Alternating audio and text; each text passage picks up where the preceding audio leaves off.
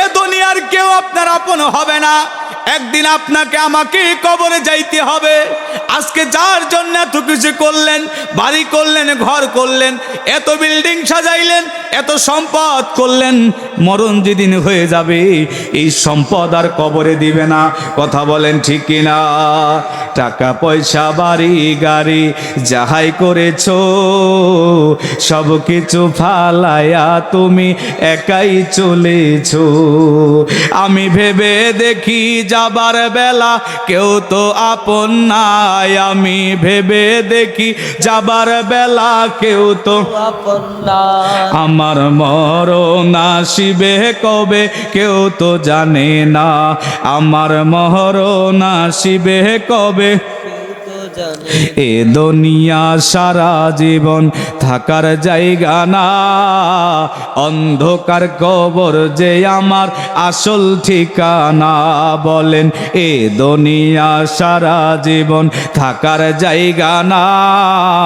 অন্ধকার কবর যে আমার আসলে ঠিকানা। আমি ভেবে দেখি যাবার বেলা কেউ তো আপন নাই। আমি ভেবে দেখি যাবার বেলা কেউ তো আপন নাই। আমার মরণ আসিবে কবে কেউ তো জানে না। আমার মরণ আসিবে কবে কেউ তো জানে এ দুনিয়ার মুসলমান, যেদিন আপনার আমার মরণ হয়ে যাবে রে, সম্পদ কোনো কাজে লাগবে না, বিবি সন্তান কেউ আপন হবে না। ওই দিন সম্পদ এত টাকা করলেন, বাড়ি করলেন, ঘর করলেন, এত টাকা খরচ করে বিল্ডিং বানাইলেন, ওই ঘরের মধ্যে লাশটাকে রাখবে না। ওই লাশটাকে ঘরের মধ্য থেকে বের করে, বিল্ডিং থেকে বের করে বাড়ির সামনে, উঠানের সামনে রাখবে। এলাকার লোকেরা দেখতে আসবে, কেউ বলবে তোমরা বাঁশ কাটো, বাঁশ ঝাড়ে যাও, বাঁশ কেটে রেডি করো। কেউ বা দোকানে চলে যাবে কাফনের কাপড় আনার জন্য। কথা বলেন ঠিক কিনা?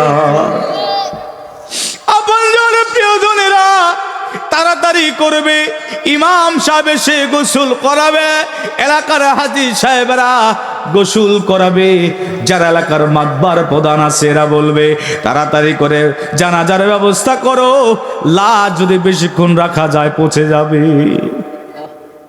লাশে গন্ধ বের হয়ে যাবে, লাশ গন্ধ হয়ে যাবে। তাড়াতাড়ি করে কবর দেওয়ার ব্যবস্থা করো। এ মুসলমান, একটু চিন্তা করলেন না?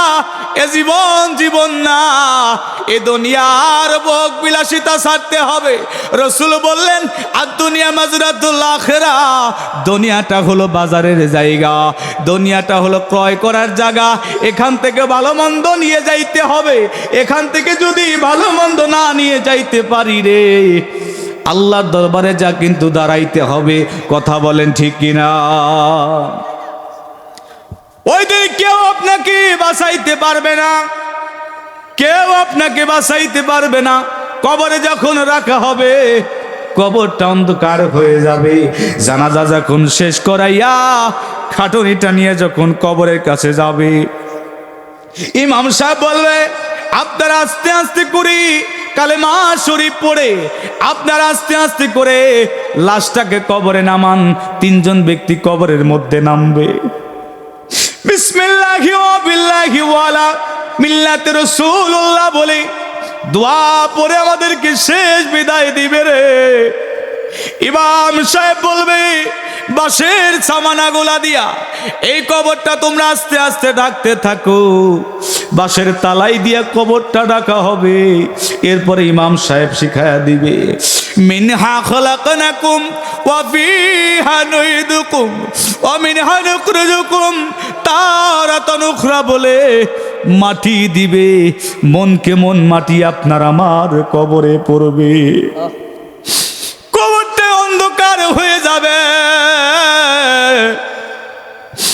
ওই কবরে বন্ধু নাই, বিবি নাই, সন্তান নাই, ভাই নাই, আপনজন নাই, কেউ থাকবে না, অন্ধকার হয়ে যাবে। ওই কবরে শোয়ার পরে আপনি এত জোরে কান্না করবেন, কান্না কেউ শুনতে পাবে না। কান্না কেউ শুনতে পাবে না, অন্ধকার হয়ে যাবে কবর। একটু মনোযোগটা দেন, কবরের মুরাকাবা করেন। যেদিন আপনি আমি কবরে সবরে, ওই কবরে উপরে সবাই আমাদের জন্য দোয়া করবে। ইমাম সাহেব বলবে কবরটা ছেড়ে দিতে, 40 কদম যান বা না যান, সময় হয়ে গেলে মুনকার নাকির চলে আসবে, সওয়াল জবাব করবে। আল্লাহ পাকের পক্ষ থেকে ফেরেশতারা আসবে, বলবে রাদিতু বিল্লাহি রাব্বাউ, তোমার রবকে, তোমার দিন কি, তোমার রবকে, তোমার দিন কি ছিল, তোমার নবী কে ছিল, কতই না প্রশ্ন আমাদেরকে করবে। আল্লাহ তাআলার পথে, রাসূলুল্লাহর তরিকতের পথে, রাসূলুল্লাহর তরিকায় যারা জীবন যাপন করেছে এদের কোনো ভয় থাকবে না।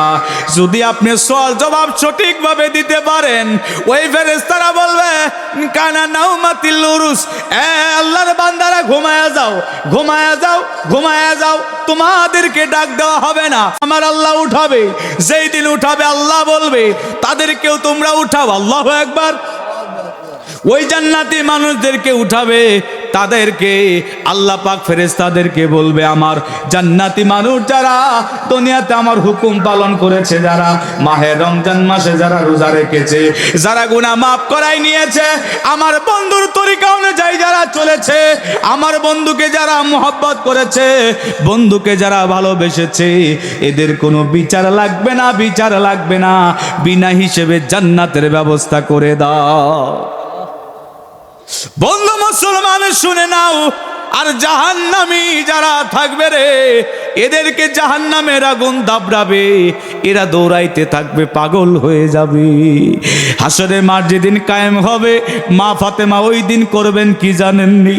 আমার নবীর মেয়ে মা ফাতেমা এক হাতে থাকবে বিষের পেয়ালা, আর এক হাতে থাকবে জুব্বা, রক্তমাখা জুব্বা। ইমাম হুসাইনকে শহীদ করা হয়েছিল, মাওলা আলীকে শহীদ করা হয়েছিল, সেই রক্তমাখা জুব্বা আর বিষের পেয়ালা থাকবে, আল্লাহু আকবার। ওই রক্তমাখা জামা বিষের পেয়ালা নিয়া আল্লাহর দরবারে বলবে, আল্লাহ কি এমন অপরাধ করেছিল আমার দুইটা সন্তান, আর আমার স্বামী কি অপরাধ করেছিল যেই কারণে শহীদ করা দুনিয়া থেকে বিচার করেছে, দুনিয়া থেকে বিদায় করেছে, শহীদ হয়েছে। ও আমার আল্লাহ, আজকে আমি বিচার চাই, স্বামী হত্যার বিচার চাই, দুইটা সন্তান শহীদ হয়েছে, এদের বিচার চাই। আল্লাহ পাক বিচারের জন্য বসবেন, জিবরাইল আমিন দৌড়াইতে দৌড়াইতে চলে যাবে আমার নবীর কদমে, যা বলবে ইয়া রাসূলুল্লাহ, উম্মতের জন্য দুনিয়াতে আপনি কাঁদলেন, হাসরের ময়দানে আপনি কান্না করতেছেন সেজদায় পড়ে, ইয়া রাসূলুল্লাহ